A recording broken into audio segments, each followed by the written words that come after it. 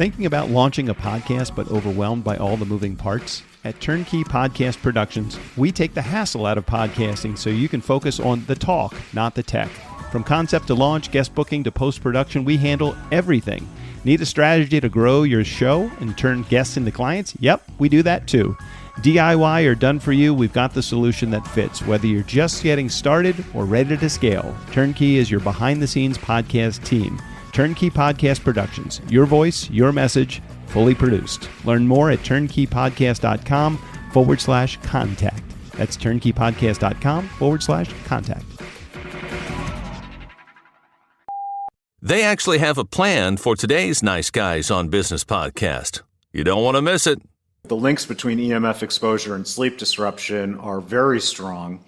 There are several mechanisms that could explain this. But when you have your Wi-Fi on all night, you are bathing in a pretty significant amount of this radiation all night long when you're not actually getting any value out of using the connection. And so, yes, powering down your Wi-Fi at night and then turning it back on in the morning is a fantastic way to cut, basically a third of that radiation out of your life. I was thinking of the immortal words of Socrates, who said, "The nice guys drank what?"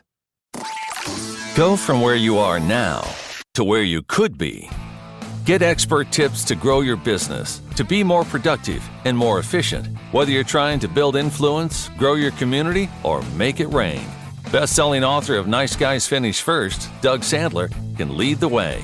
The Nice Guys on Business is produced by Turnkey Podcast Productions. Now, here's your host, Doug Sandler. All right, Nice Guy community, welcome R. Blank. Now, you may have heard this guy before because I've talked about him on our Friday episodes with Strick, and you may have seen him other places on the internet. I know the internet is widespread with all of the stuff that we're going to talk about today. R is a technologist, he's an entrepreneur, and he's one of the world's leading voices in EMF protection. Now, if you don't know what that is, stay tuned today. We're going to tell you all about that. As the CEO of Shield Your Body, he's made it his mission to help people live safer in a world surrounded by wireless tech.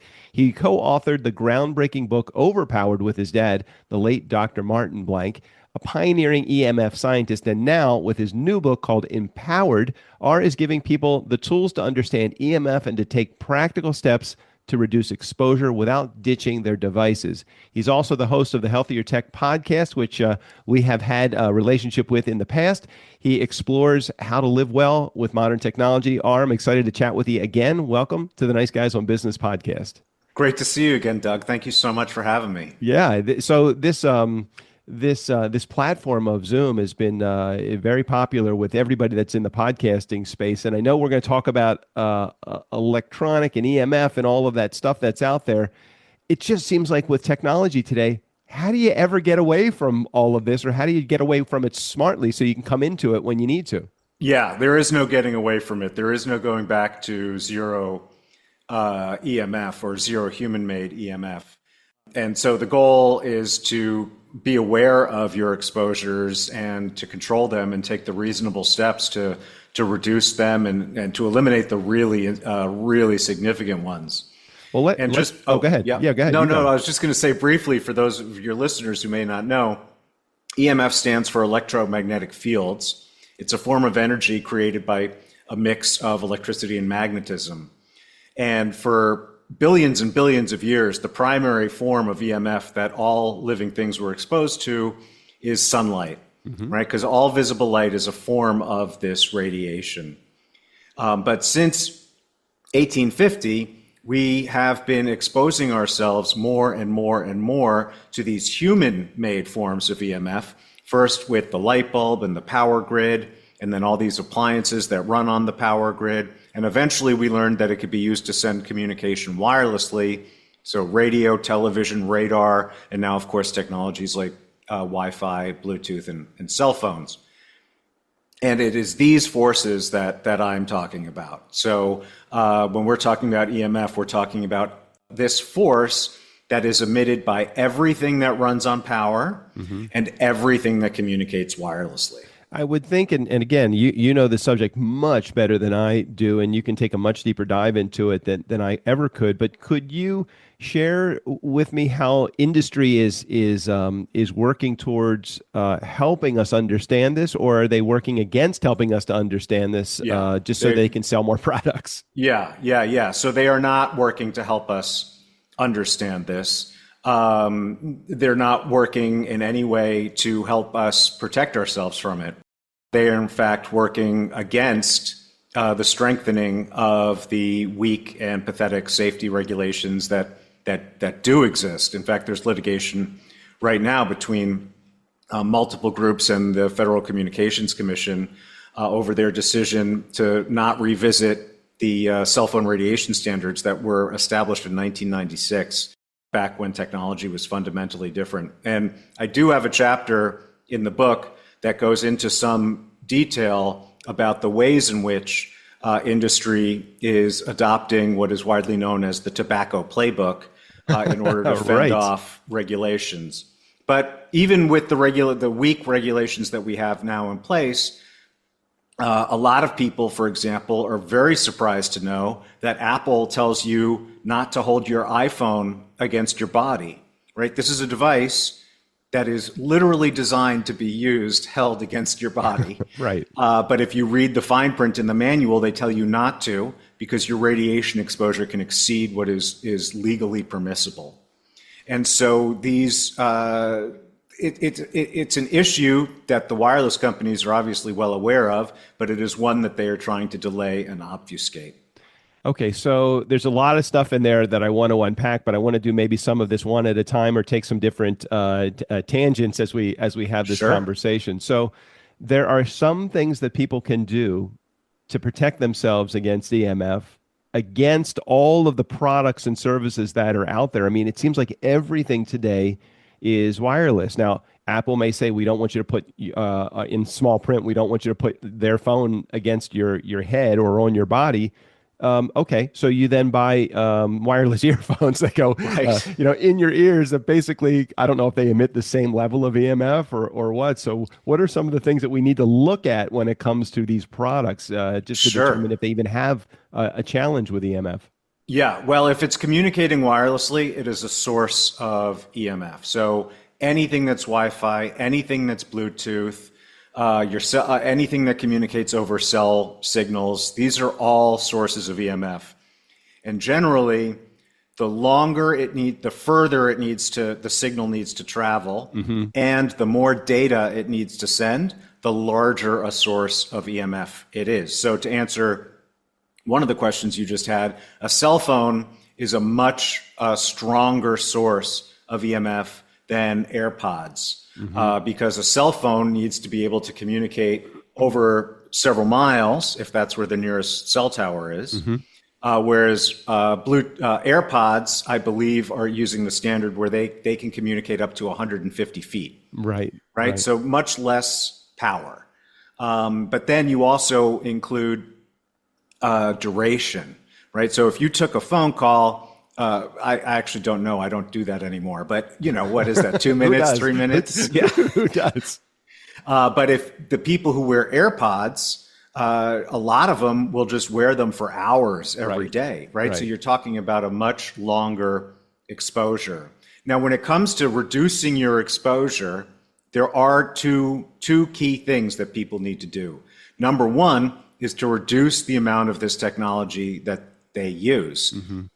And you can do that without sacrificing functionality, right? So you don't need a wireless doorbell. You don't need a wireless thermostat. They sell smart kitty litter boxes now. They sell smart toothbrushes. They literally sell smart tampons, right? So these are all things where you could probably use, for lack of a better term, the dumb version, and not sacrifice any of your enjoyment of the technology without even touching your cell phone. So using less of this tech, not buying smart devices unless you really need to, or unless there's real economic value in it for you. The second, though, it's less intuitive than that. And that is to keep the tech as far away from you as possible when you're using it. And the reason is because the power of EMF radiation diminishes exponentially with distance. And so what that means is if your cell phone is an inch away from your head and you move it to be 2 inches away from your head, you've cut the power of your exposure by 75%. Wow. And then if you move it to 4 inches away, it's another 75%. Conversely, when it's right up against your head, you are getting the maximum possible dose that this thing has to give. And that's why distance is really key, and why I don't say you shouldn't use a cell phone. I say you shouldn't hold it up to your head.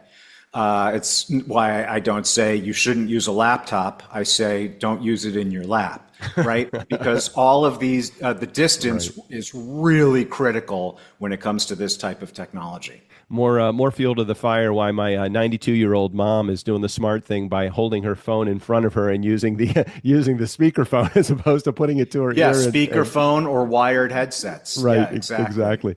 Now, I've had an opportunity to sit in on a number of interviews as your producer of your podcast when Turnkey was producing your show, and I remember one of the I can't remember the guest that you had sitting in the guest seat as you were interviewing him, but you talked about the prevalence of these Wi-Fi mesh networks that are running through people's houses, and why are you keeping that on when you are sleeping? There's just a simple ability to turn it off at night and then refire it up in the morning if you really need to have that running through your house.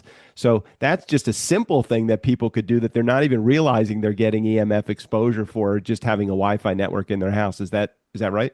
That's exactly right. And so this type of radiation, we haven't talked about the health effects, and we don't need to.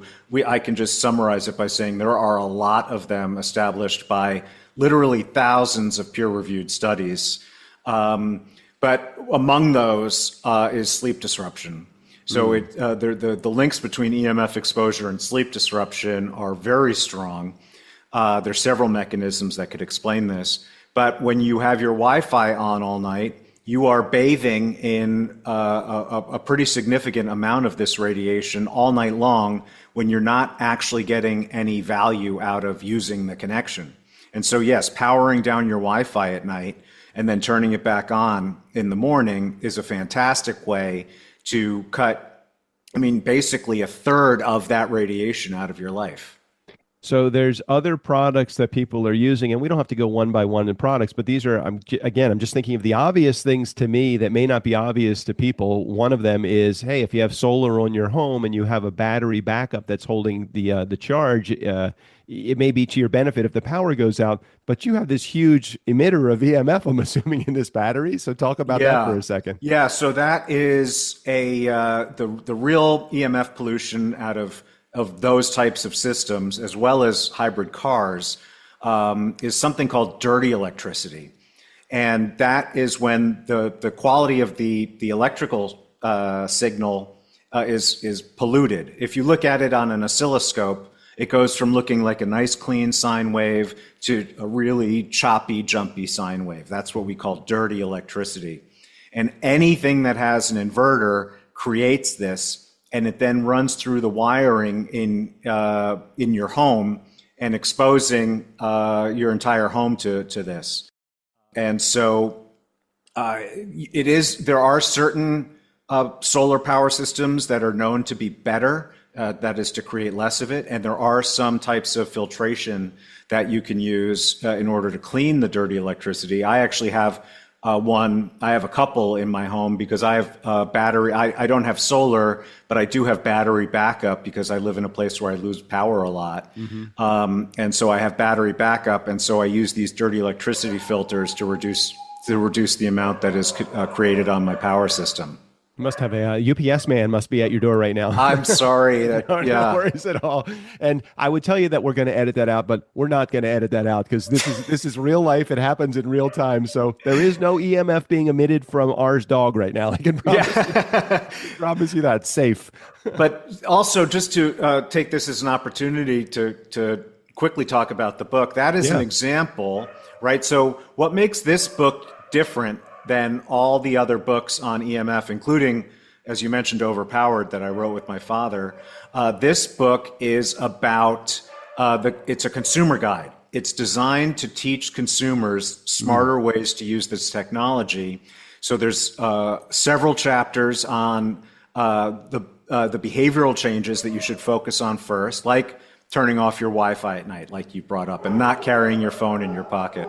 And the second dog has just started joining in the chorus. Hey, you can do it anything. I mean, certainly we can pause for a second if you want to take care of your dogs, or if they're good just doing what they do. I'm cool with that as well. Yeah, I'm pretty sure the landscapers are No worries. They're my alarm system. So no, we can keep going. Let's everyone know that I'm human. Yep. No, and we all are the same way. So that's good. So keep going. You were talking so about. Then, then the other, so those are the behavioral changes, but then I also have several chapters on actual protection products, because this is a real problem in my industry, right? If you Google EMF, they are starting to use power tools.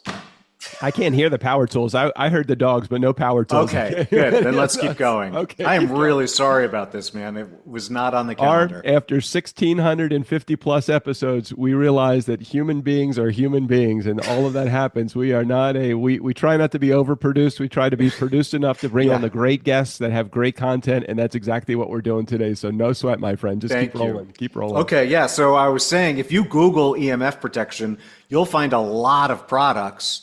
But a lot of those products will do absolutely nothing, right? There's pendants, there's charms, there's neutralizers and harmonizers, things with absolutely no scientific backing, because this is a completely unregulated industry. A lot of these vendors are operating entirely based on fear and relying on the fact that the consumer doesn't know anything about this except to be afraid.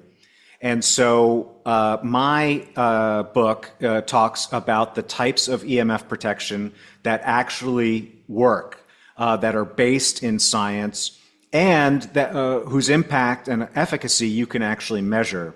So if you wanted to know about how to protect against the EMF created by solar power systems, you'd go to that chapter. If you wanted to know more about how to protect against EMF from your cell phone, you'd go to that chapter, and you'd see pages and pages and pages explaining what the various products are for that set of use cases. And I want to underscore for your listeners, I don't only talk about my own products. I talk about products from many different brands. You know, what's interesting is, as many products that are out there, there are probably that many scammers that are out there just creating an environment that is based upon fear, like you said. So aside from, or in addition to reading your book and looking at those chapters that talk about the consumer stuff, how can people tell the difference between like real EMF protection products and the scams that are flooding the market? Or is there, like you said, they're not being regulated, so it's really hard. So how do you do that?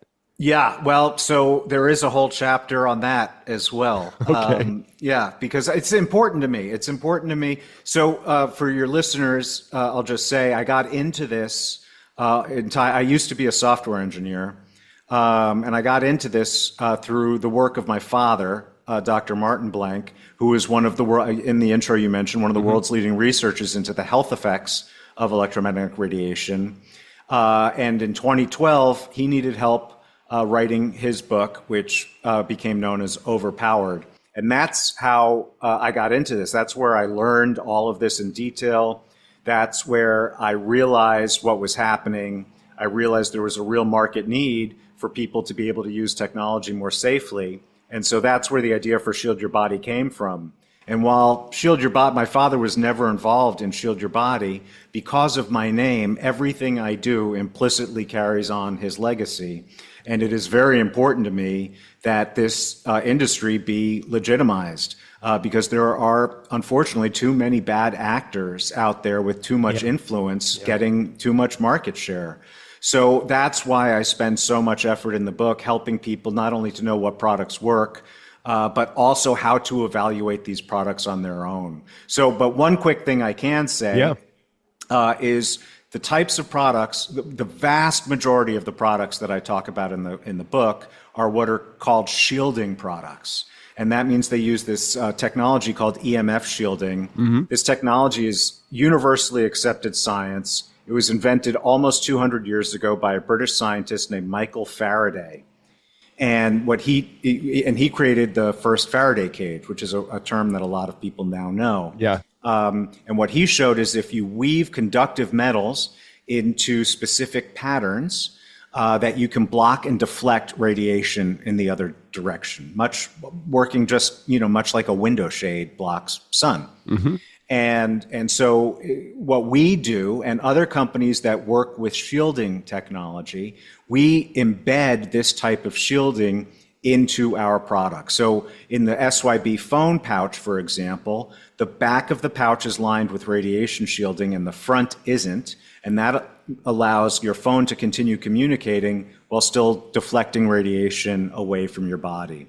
And I would say there are a couple of types of products in the book that aren't shielding. I was mentioning dirty electricity filters as one, but the vast majority are. And if you're looking at a type of product that claims to be EMF protection, but it isn't a shielding product, you need to look really closely to see what it is they're actually claiming it does. Because with a lot of these companies out there, if you actually look under the hood, they're not even making claims, right? They're saying this makes it safe without any more detail, or this bio-neutralizes the forces. And these aren't things, right?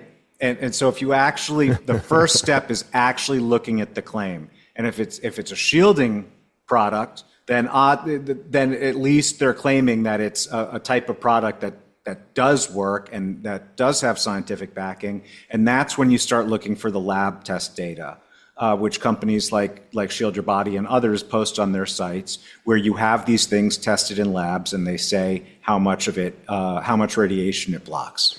In today's electricity and technology-driven world that we live in, one of the things you talk about is framing EMF like digital nutrition.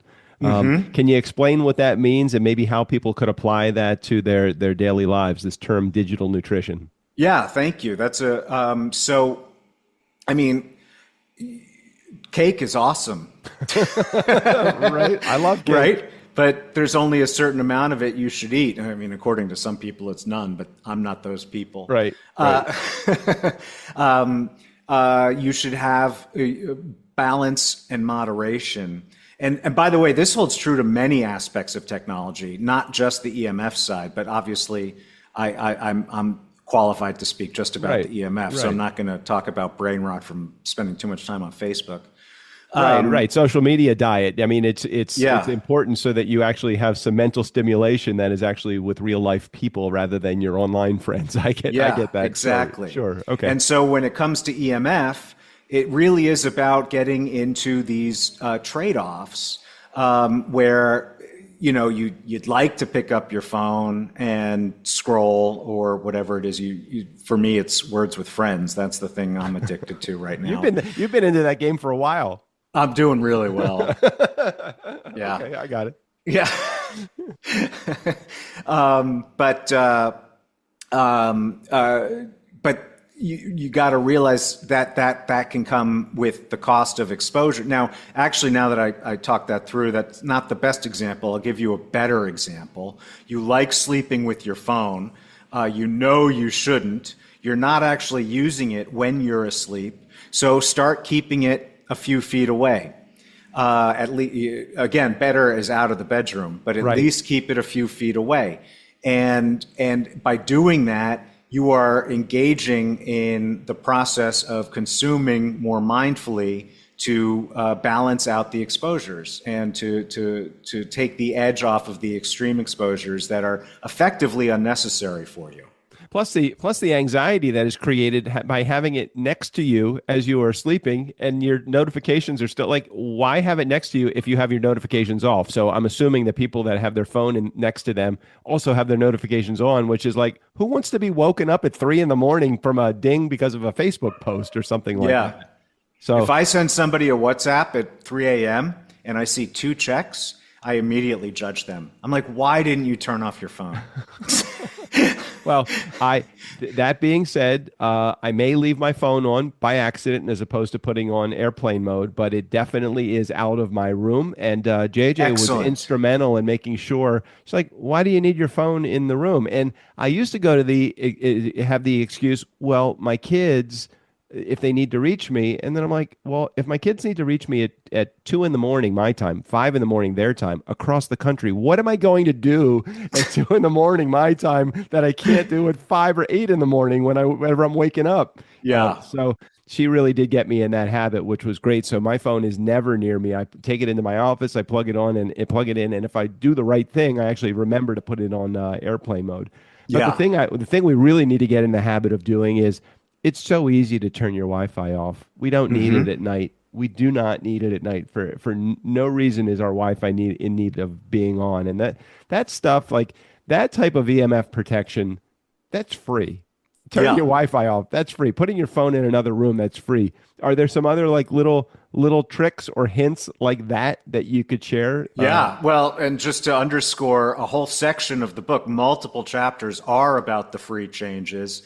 And I emphasize in the book, these aren't just alternatives to investing in EMF protection. These are the first step. Yeah. These are the things you should do before you even think about spending money on protection. Because if you're not doing these, your investment in protection is not going to really be worth it.